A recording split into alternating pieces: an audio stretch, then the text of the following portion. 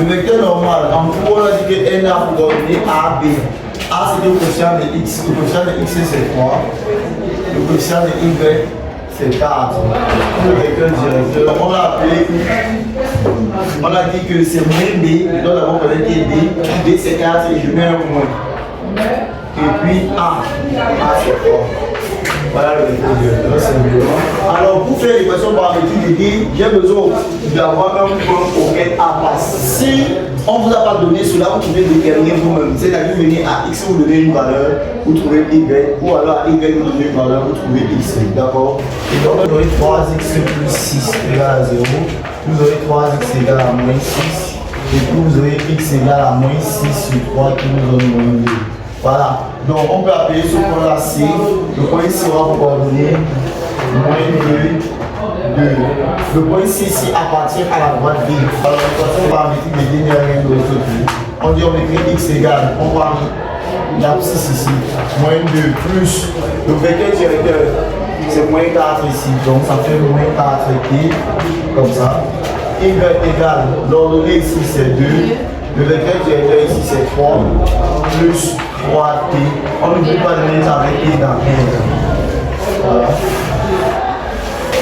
La distance de A à D est égale. Le dénominateur c'est la racine carrée de la norme de n. Ou alors la racine carrée de A au carré plus B au carré. Donc racine carrée de A. Donc ça fait 3 au carré plus 4 au carré. Et en haut, on a dit que on devait prendre ceci appliqué en A, c'est-à-dire 3 fois x de A. X de A, c'est 1. Plus 4 fois x de y de A, qui est 1. Et enfin, moins 2. On calcule. Ici en bas, vous avez 9 plus 16. Et en haut, vous avez 3 plus 4 moins 2. Qui est donc égal. En bas, c'est 5. Tout calcul bien fait. En haut, ici, ça fait 2. 3 plus 2, 5. Ça vous donne 1. Ça va?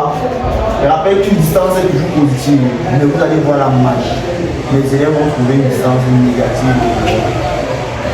On devrait déterminer l'équation de chacune des droites passant par A, l'une perpendiculaire à D et l'autre parallèle à D.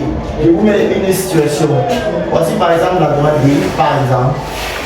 Si on veut qu'une soit parallèle à D, ça doit être ça, D1.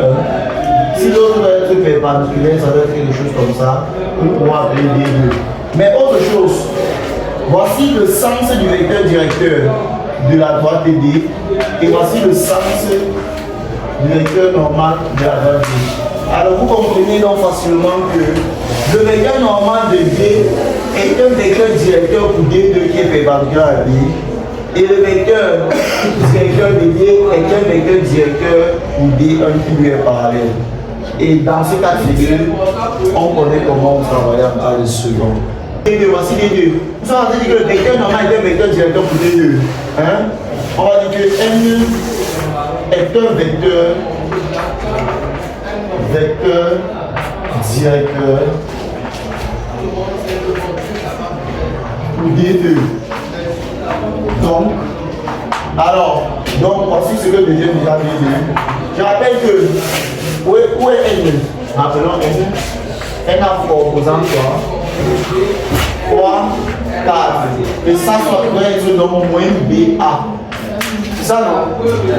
Donc, A c'est 4. Là on va allumer 4. Moins B c'est 3, ça veut dire que B c'est moins 3. C'est ça non? Plus C égale à 0. Vous trouvez le C, on connaît quand même là où D2 passe. Les deux droites là passent par A. D'accord? Les deux droites là passent par A. Voici A ici.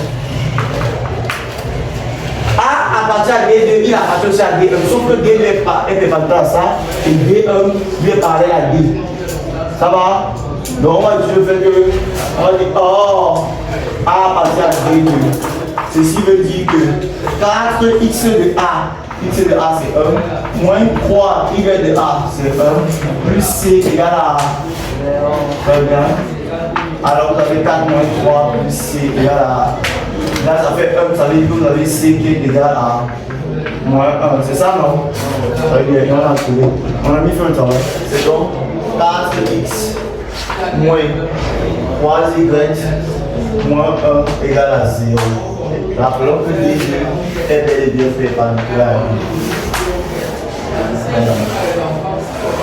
On fait la même chose pour dire alors on va appeler le corridor orthogonal à H.